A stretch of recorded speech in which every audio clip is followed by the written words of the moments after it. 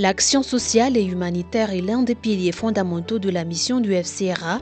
L'organisation œuvre au quotidien pour soutenir les familles les plus démunies à travers des initiatives concrètes répondant à leurs besoins essentiels, des distributions régulières de vivres, des produits de première nécessité et parfois d'aides financières sont organisées en faveur des familles vulnérables, particulièrement lors des périodes difficiles.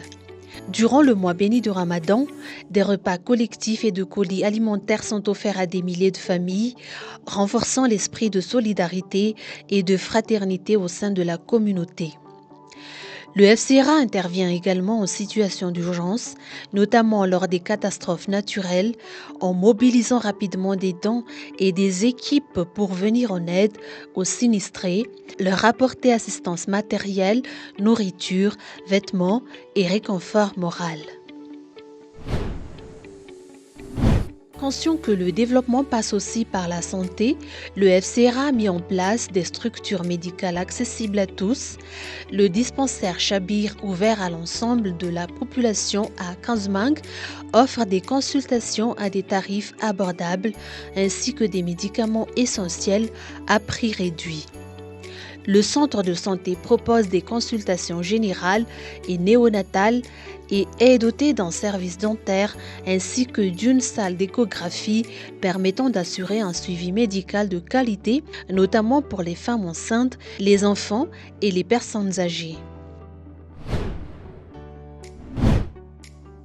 L'agriculture constitue également un des domaines d'activité du FCRA, notamment à Manakar, dans la région sud-est de Madagascar.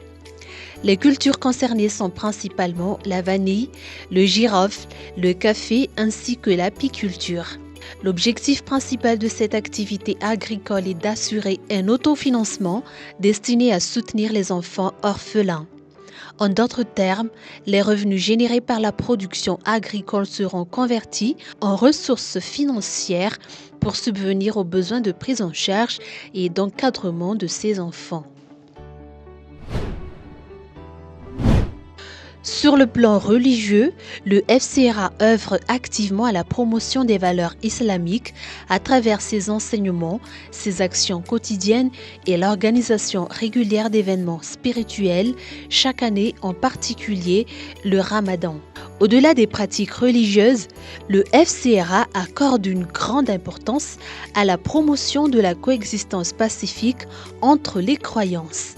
Le dialogue interreligieux et la valorisation de la diversité spirituelle sont des piliers de son engagement en faveur d'une société harmonieuse, respectueuse des différences et unie autour des valeurs communes de paix, de fraternité, de solidarité et de respect.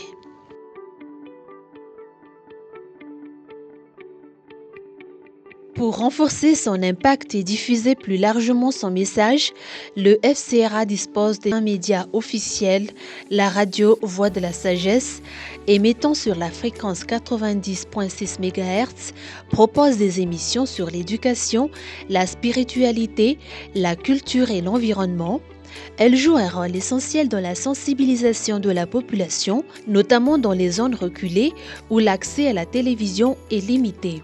Le FCRA dispose de 9 antennes de RVS dans 9 régions à Madagascar. Depuis son inauguration officielle en 2012, le FCRA a accueilli de nombreuses personnalités venues découvrir ses activités, témoigner leur soutien ou initier des collaborations.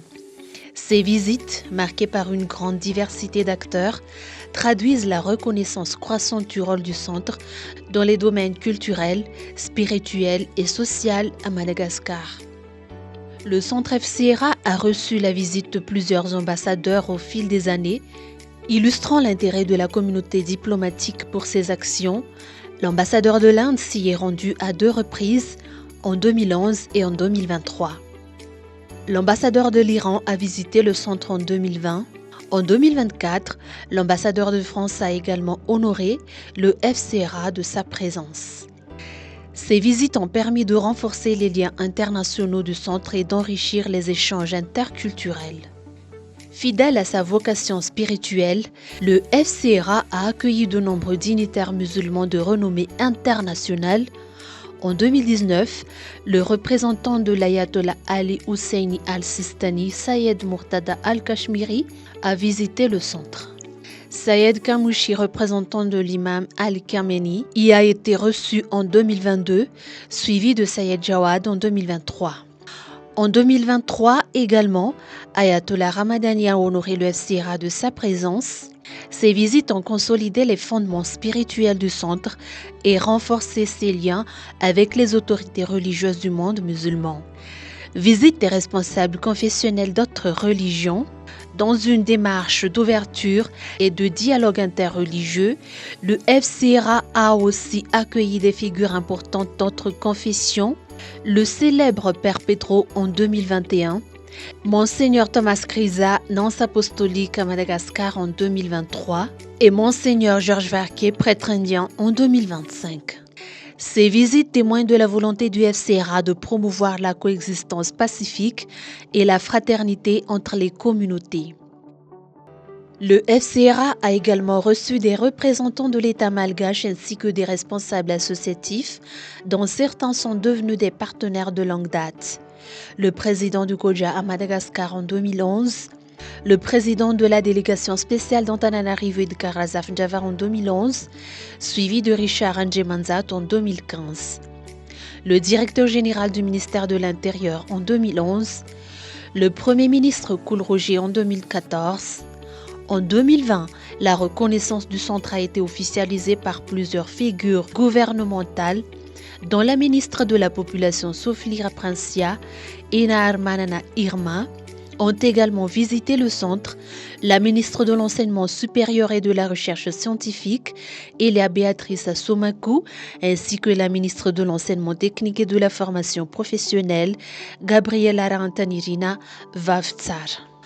Enfin, la reconnaissance du FCRA par le président de la République de Madagascar lui-même à travers sa participation régulière aux événements tels que l'Iftar de la fraternité ou Eid Mubarak chaque année souligne l'importance accordée par les plus hautes autorités du pays à la contribution du centre au vivre ensemble et au dialogue interconfessionnel. Bref, le FCRA, plus qu'une organisation, est un souffle d'espoir pour toute une communauté à travers l'éducation, la foi, la solidarité et l'action concrète. Il bâtit chaque jour un avenir meilleur où chaque vie compte et où chaque pas vers le bien est une victoire pour l'humanité.